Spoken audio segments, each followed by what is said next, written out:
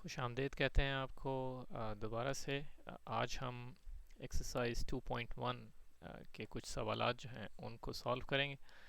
हम real numbers के बारे में, उनके जो ऑपरेशंस हैं उनके बारे में बहुत कुछ डिस्कस कर चुके हैं। आज जो है वो कुछ सवालात हल करते हैं जो कुछ हमने लर्न किया है। देखते हैं कि हमें सारी चीज़ें जो हैं वो अच्छी तरह से समझ में आई हैं या नहीं। हम अपना जो है यहाँ पर पेन कलेक्ट कर लेते हैं। चलें ना, तो शुरू करते हैं क्वेश्चन नंबर 1 से। आपकी बुक के अंदर जो है वो क्वेश्चन नंबर 1 में कहा गया है कि which properties are indicated by the following inequations. तो कुछ इनइक्वालिटीज़ दी हुई हैं और आपसे ये पूछा जा रहा है कि वो प्रॉपर्टीज़ जो हैं वो बताते जाएं कि जिनको इस्तेमाल करके ये जो इनइक्वेशंस हैं इनको इनको लिखा जा सकता है। तो उसका क्वेश्चन नंबर 1 का पार्ट 1 जो है उसमें पहला जो सवाल है हमारे पास वो ये है कि if 17 is greater than 8, this is given, it implies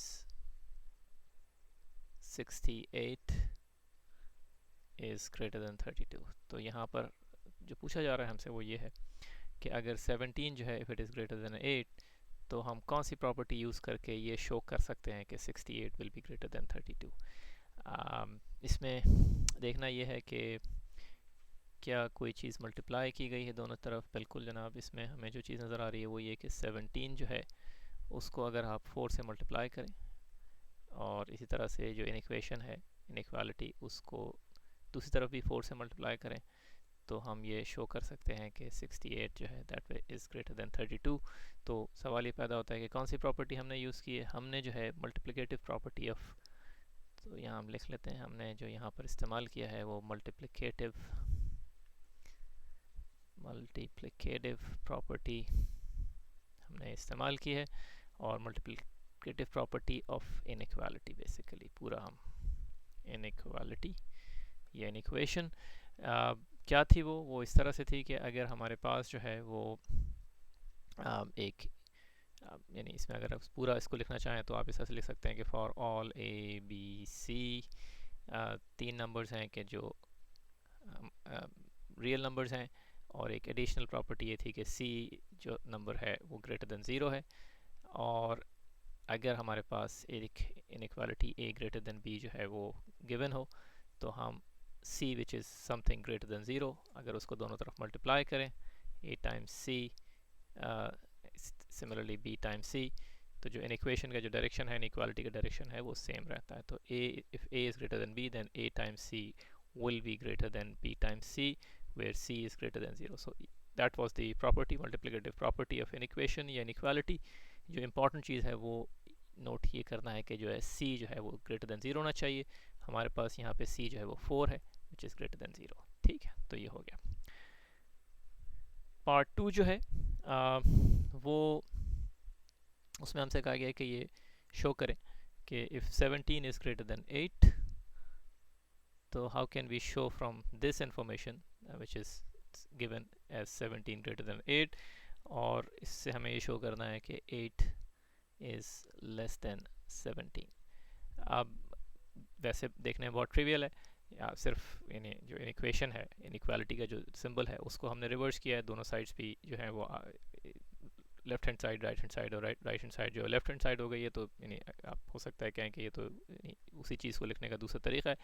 लेकिन चलें हम जो है वो प्रॉपर्टीज़ यूज़ करके और दिखाते हैं कि किस तरह से 17 अगर ग्रेटर देन 8 है तो हम इससे ये चीज़ शो कर सकते हैं कि 8 विल बी लेस देन 17। तो सबसे पहले हम क्या करते हैं कि हम जो है वो यूज़ करते हैं अपनी additive property of an equation. Additive property of an equation क्या कहती है, हम यहाँ थोड़ी सी जगह बना लेते हैं और उसको लिख भी लेते हैं और फिर यहाँ पे इस्तेमाल करते चले जाएंगे। एडिटिव प्रॉपर्टी जो है हमारे एडिटिव, इसको सिर्फ प्रॉप लिख देते हैं, ऑफ एडिशन, एडिशन की जगह पे प्लस लिख लेते हैं, फॉर ऑफ या फॉर इन इक्वेशंस या इनइक्वालिटीज़। ठीक है, उसमें हम अगर उसको आप देखें उसकी डेफिनेशन को तो वो ये है कि अगर आपके पास अगेन 3 नंबर्स हैं ए बी सी जो रियल नंबर्स हैं और ए जो है वो आपके पास गिवन है A is equal to A greater than B, तो हम अगर उसमें दोनों तरफ एक नंबर जो है वो ऐड कर दें तो जो इक्वेशन का जो या इनइक्वालिटी का जो डायरेक्शन है वो सेम रहता है। ये चीज़ एडिटिव प्रॉपर्टी है, यहाँ हम यही यूज़ कर रहे हैं। हम करते ये हैं कि हम 17 जो है उसमें हम -17 ऐड कर देते हैं इस तरफ, ठीक है, और यही चीज़ हम दूसरी तरफ भी करते हैं। तो ये हो गया हमारा, ठीक है ना। ये स्टेप नंबर 1 हो गया। ये 17 और 17 जो है वो आपस में कैंसिल हो गए। तो नेक्स्ट स्टेप के अंदर जो है वो हमें मिला 0 इज़ ग्रेटर देन 8 -17। हम यहाँ इसको जो है इसको आपस में इवेलुएट नहीं करते इस एक्सप्रेशन को। नेक्स्ट स्टेप जो है हम अपनी जो एडिटिव प्रॉपर्टी है ऑफ एडिशन उसको दोबारा यूज़ करते हैं, और इस दफ़ा जो है हम वो -8 ऐड कर देते हैं दोनों तरफ। तो 0 चाहे तो आप प्लस -8 यूँ करके लिख लें, ग्रेटर देन 8 -17 प्लस -8। अगेन दोबारा से हमने एडिटिव प्रॉपर्टी यूज़ की है। अब हमारे पास जो है सूरत हाल ये हो गई कि हमारे पास जो है लेफ्ट हैंड साइड के ऊपर -8 है विच इज़ ग्रेटर देन, यहाँ पे 8 और -8 कैंसिल हो गए, विच इज़ ग्रेटर देन -17। ठीक है जनाब। अब उसके बाद हम लास्ट स्टेप जो है वो ये करते हैं कि हम अपने इसको दोबारा से लिख लेते हैं। हमारे पास जो इस वक्त सूरत हाल है वो ये है कि हमारे पास पेन दोबारा से, ठीक है जी। तो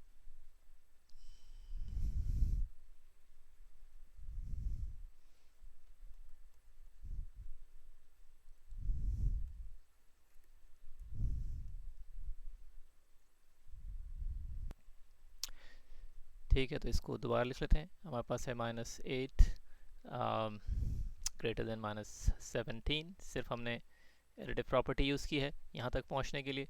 अब जो है हम इसमें मल्टीप्लिकेटिव प्रॉपर्टी यूज़ करते हैं, और मल्टीप्लिकेटिव प्रॉपर्टी जो है वो इसको हम MP करके लिख लेते हैं यहाँ पर।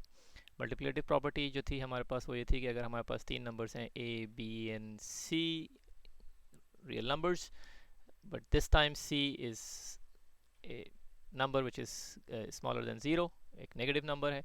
और अगर हमारे पास जो है वो सूरत हाल ये है कि A जो है वो ग्रेटर देन B है, अगर हम C से मल्टीप्लाई कर दें इस इक्वेशन की दोनों साइड्स को, तो हमारा जो इनइक्वालिटी का डायरेक्शन है वो चेंज हो जाएगा, क्योंकि C नेगेटिव नंबर। तो ये हमने प्रॉपर्टी यहाँ पे यूज़ की है। तो A times C will be less than B times C। So ये है हमारे पास multiplicative property of for inequality. वो यहाँ पर हमने इस तरह से यूज़ करेंगे कि हमारे पास -8 है, इसको हम मल्टीप्लाई कर देते हैं -1 से, ठीक है। और दिस टाइम जो -1 है ये हमारा C है। हमारी जो डायरेक्शन है इन इक्वेशन का वो चेंज हो गया। दूसरी तरफ भी हमारे पास -17 और मल्टीप्लाई हो रहा है -1 से, और अब हमारे पास जो चीज़ आ गई वो 8 इज़ लेस देन 17। और यहाँ पे हमारा प्रूफ जो है, या जो हमारा जो स्टेप्स थे ये शो करने में कि अगर 17 जो है if it is greater than 8, तो how can we show that 8 is less than 17 by using the properties जो हमने इस चैप्टर के अंदर देखी। चले जनाब, तो यहाँ पर हमारा जो है ये तीसरा पार्ट भी ख़त्म हो गया। एक और चौथा जो है पार्ट वो देख लेते हैं। उसमें ये है फोर्थ क्वेश्चन नंबर 1 पे ही अभी हम। इसमें सवाल ये दिया हुआ है कि if you have 17/3 is greater than 8/3, then show that 17 is greater than 8। ये आसान है। इसमें हमने जो है मल्टीप्लिकेटिव प्रॉपर्टी जो है वो हम यूज़ कर सकते हैं। मल्टीप्लिकेटिव प्रॉपर्टी जिसमें C जो है इज़ ग्रेटर देन 0, वो क्या है कि अगर हम एक C जो है किसी पॉजिटिव नंबर से किसी भी इनइक्वालिटी के left and right hand sides को मल्टीप्लाई करें, तो जो इन इक्वेशन है या इनइक्वालिटी का जो सिंबल है उसका डायरेक्शन सेम रहता है। तो मसलन हम यहाँ पे किस चीज़ से मल्टीप्लाई कर रहे हैं, हम 17/3 को मल्टीप्लाई कर रहे हैं यहाँ पे 3 से। यही काम हम दूसरी तरफ भी करेंगे। 8/3 को हमने मल्टीप्लाई किया 3 से, 3 जो है वो कैंसिल आउट हो जाएंगे, और जो चीज़ बाकी रह जाएगी वो 17 विल बी ग्रेटर देन 8, और यही हमें प्रूव करना था। तो यहाँ पर ये भी हमारा जो है काम मुकम्मल हो गया यहाँ पर। अब जो है वो क्वेश्चन नंबर 1 का ये पहला पार्ट था, उसके मल्टीपल उसके जो हैं वो क्वेश्चंस हैं उसके अंदर।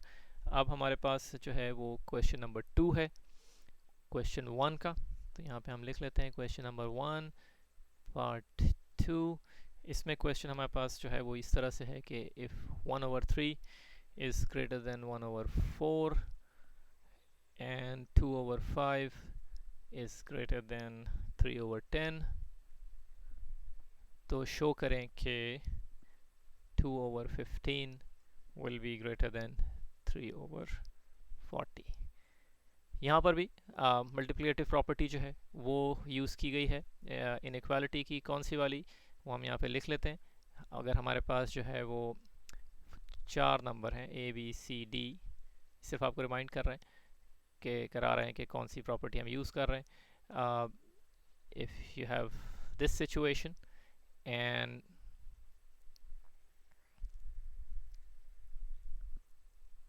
और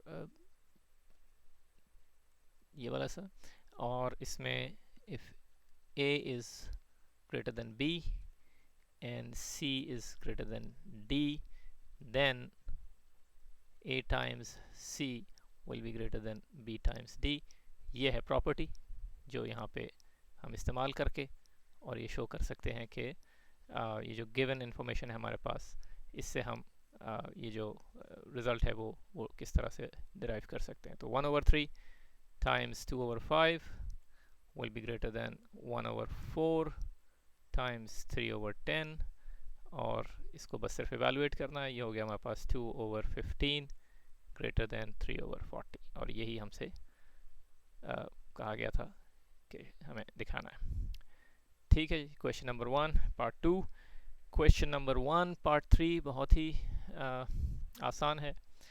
इसमें जो गिवन है वो ये है कि square root of 3 is less than square root of 5, और शो ये करना है कि if you multiply both sides by 2, then this will be the case after that. So 2 multiplied by square root of 3 will be less than 2 multiplied by square root of 5। ये भी multiplicative property है, जहाँ पर c जो है वो greater than 0, अगर किसी नंबर से आप मल्टीप्लाई करें किसी इनइक्वालिटी को, तो जो प्रोडक्ट है दोनों साइड पे, उसके दरमियान जो इनइक्वालिटी है वो वही रहेगी कि जो ओरिजिनल दो नंबर्स के दरमियान थी। ठीक है, तो ये भी multiplicative property when c is greater than 0, जो जिसको हम मल्टीप्लाई कर। क्वेश्चन नंबर 4 जो है, क्वेश्चन नंबर 1 का पार्ट 4 जो है, उसके अंदर एडिटिव प्रॉपर्टी जो है वो यूज़ की गई है। यानी उसमें हम इसको स्किप कर देते हैं। यहाँ पर अगर आपको कोई सवाल जो हम स्किप करें और आप चाहते हैं कि उसको जो है हम आपको सॉल्व करके दिखाएं, तो हमें जो है वो आप कमेंट्स में लिख के भेज दें या ईमेल कर दें, और हम उस पर एक अलग जो है वो वीडियो बना दें। चलें, तो चलते हैं क्वेश्चन नंबर 2 की तरफ। क्वेश्चन नंबर 2 जो है उसमें इंटरेस्टिंग एक सवाल पूछा गया है मुख्तलिफ सेट्स के बारे में। पहला क्वेश्चन जो है पार्ट 1, उसमें ये कहा गया है कि ये बताइए कि इज़ n, हम क्वेश्चन लिख लेते हैं, is n which is set of natural numbers, is n closed with respect to subtraction। हम सिर्फ यहाँ पे उसका सिंबल लिख लेते हैं। Close with respect to subtraction का मतलब क्या है? अगर आप डेफिनेशन याद करें क्लोजर लॉ जो हमने पहले डिस्कस किया था, वो ये था कि अगर हम कोई भी दो नंबर लें और उस पर ये बाइनरी ऑपरेशन जो है वो किसी सेट से, और उस पर ये बाइनरी ऑपरेशन अप्लाई करें, और जो रिज़ल्ट है उस ऑपरेशन का वो एक ऐसा नंबर हो कि जो उसी सेट के अंदर मौजूद हो, और ये बात किसी भी दो नंबर्स के बारे में की जा सकती है जो उस सेट से पिक किए जा सकते हैं, तब हम ये कहते हैं कि वो सेट जो है वो क्लोज्ड है with respect to that binary addition. तो सेट ऑफ नेचुरल नंबर्स अगर आपको याद नहीं है तो याद हम कराते हैं कि सेट ऑफ नेचुरल नंबर्स जो है वो सेट है जिसके अंदर 1 2 3 और सारे नंबर्स उसके बाद जो है वो होते हैं। तो अब आप बताएं कि क्या हम इनमें से कोई भी दो एलिमेंट पिक करें और उनको सब्ट्रैक्ट करें, या बाइनरी ऑपरेशन सब्ट्रैक्शन जो इस्तेमाल करें, एक को दूसरे में से सब्ट्रैक्ट करें, तो जो रिज़ल्ट मिलेगा वो क्या हम गारंटी कर सकते हैं कि वो सेट ऑफ नेचुरल नंबर्स में से होगा? अगर फर्ज करें कि आप 3 - 2 आपको मिलेगा 1, आप कहेंगे कि ये तो है, लेकिन व्हाट अबाउट लेट्स से 3 - 3, 0 जो है वो सेट ऑफ नेचुरल नंबर्स में नहीं है। और एक्सट्रीम एग्जांपल्स जो हैं देख सकते हैं, मसलन 2 - 3 एक नेगेटिव नंबर जो है आपके पास आएगा, नेगेटिव नंबर्स जो हैं वो सेट ऑफ नेचुरल नंबर्स में नहीं होते, इसलिए answer to this question is no. ठीक, चले इसका ये पार्ट 1 था क्वेश्चन नंबर 2 का। पार्ट 2 जो है यही सवाल, नहीं यही सही, इसी जैसा एक सवाल पूछा जा रहा है सेट ऑफ इंटीजर्स के बारे में। इज जी और set of integers closed with respect to division. Obvious है कि इसका आंसर जो है वो नो है, और उसकी वजह ये है कि आप कोई भी दो इंटीजर नंबर्स लें और एक को दूसरे से डिवाइड करें तो जो चीज़ आपको मिलेगी हो सकता है कि वो यानी आप उसमें कोई रिमाइंडर हो, यानी पूरा डिवाइड ना होता हो नंबर, तो जो आपको फॉर्म मिलेगी एक रेशो की फॉर्म में वो ज़ाहिर बात है कि इंटीजर नहीं है। फॉर एग्जांपल हम आपको 3/2 जो है वो दोनों 3 और 2 जो है इंटीजर्स हैं, लेकिन 3/2 जो है वो एक इंटीजर नंबर नहीं है। तो सेट सी या सेट ऑफ इंटीजर्स जो है it's not closed with respect to division. 3 part 3 is set of real numbers closed with respect to division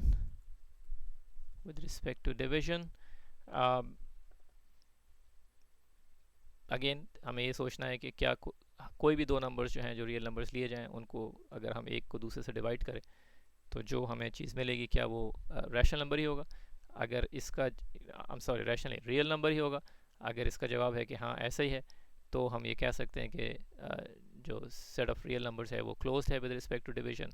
अगर हम कोई एक ऐसा केस जो है वो निकाल के दिखा दें कि जहाँ पे दो रियल नंबर्स को अगर हम डिवाइड करें एक को दूसरे से तो जो चीज़ हमें मिले वो रियल नंबर का एलिमेंट नहीं है या रियल नंबर नहीं है, तो उस सूरत में ये इसका जवाब जो है वो नो होगा। इसका जवाब जो है वो हम एक क्वालिफाइड जो है वो आपको जवाब देते हैं। यानी अगर आप देखें तो ज़्यादातर केसेस के अंदर जब भी आप कोई भी दो नंबर्स लेंगे रियल नंबर्स और उनको जब आप डिवाइड करेंगे एक को दूसरे में तो जो नंबर आपको मिलेगा वो या तो रैशनल नंबर होगा इरैशनल नंबर होगा, लेकिन एक रियल नंबर। सिर्फ एक एक्सेप्शन है और वो एक्सेप्शन ये है कि जब हम किसी भी नंबर को हम कोई नंबर ले लेते हैं उसको जब हम किसी एक और रियल नंबर से एक स्पेशल रियल नंबर 0 से अगर हम डिवाइड करें तो ये एक ऐसी फॉर्म है कि जो अनडिफाइंड है।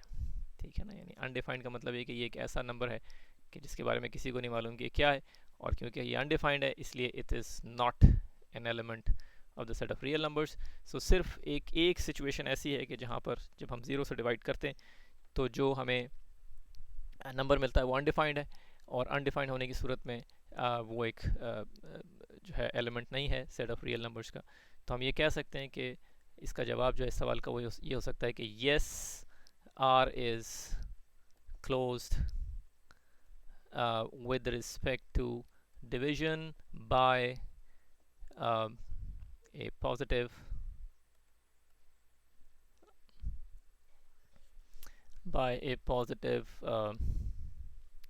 या नॉन ज़ीरो कह लें, यानी इसको नॉन ज़ीरो, पॉजिटिव सही नहीं होगा क्योंकि हम नेगेटिव से भी डिवाइड कर सकते हैं तो नॉन ज़ीरो ज़्यादा बेहतर है, non zero rational, otherwise it's not.